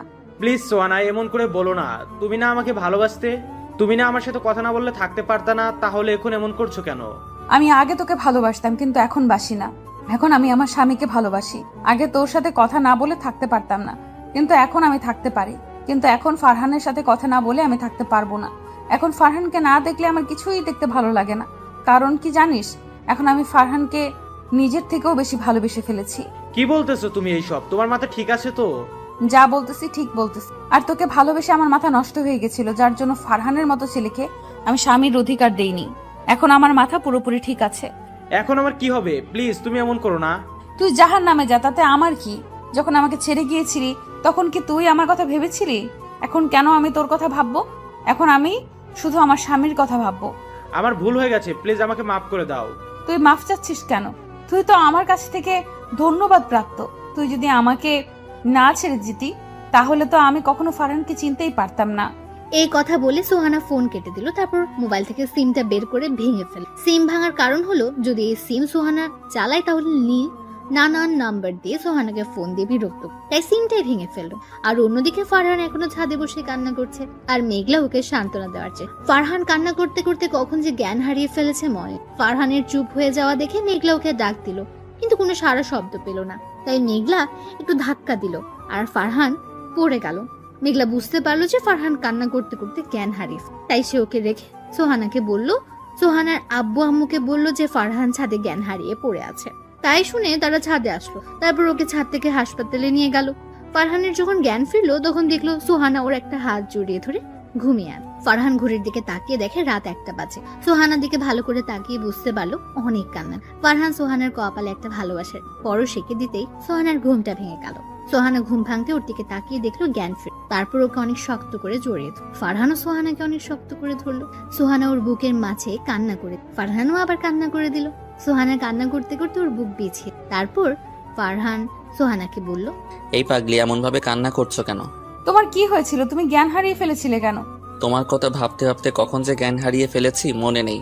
আমি মেঘলার কাছে সব শুনেছি। তোমার আর মেঘলার মাঝে যে কোনো সম্পর্ক নেই তা মেঘলাই আমাকে বলেছে। ও, মেঘনাই তোমাকে বলে দিয়েছে?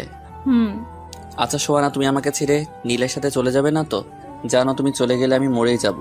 না পাগল, আমি তোমাকে ছেড়ে কখনোই নীলের কাছে যাব না, আর কখনোই তুমি মরে যাওয়ার কথাও মুখে আনবে না, মনে থাকবে? তুমি আমাকে কখনো কষ্ট দিও না, তাহলে আমিও আর মরে যাওয়ার কথা মুখে আনবো না। ঠিক আছে পাগল। পাগলি। তারপরের দিন ওকে বাসায় আনা হলো। সারাদিন সোহানা ওর পাশেই ছিল, যখন ওর যা প্রয়োজন সব সোহানা এনে দিয়েছে। আজকে সোহানাকে পুরাই বউ বউ লাগছে। রাতে সোহানার ফারহান রুমে শুয়ে আছে, তখন সোহানা বলল, ফারহান, আমার না তোমার মতো একটা কিউট বেবি লাগবে। আমার মতো বেবি আনতে হলে তো তোমাকে অনেক কষ্ট করতে হবে। আমি কষ্ট করতে রাজি আছি। তাহলে বেবি আনার মিশন শুরু করা যাক।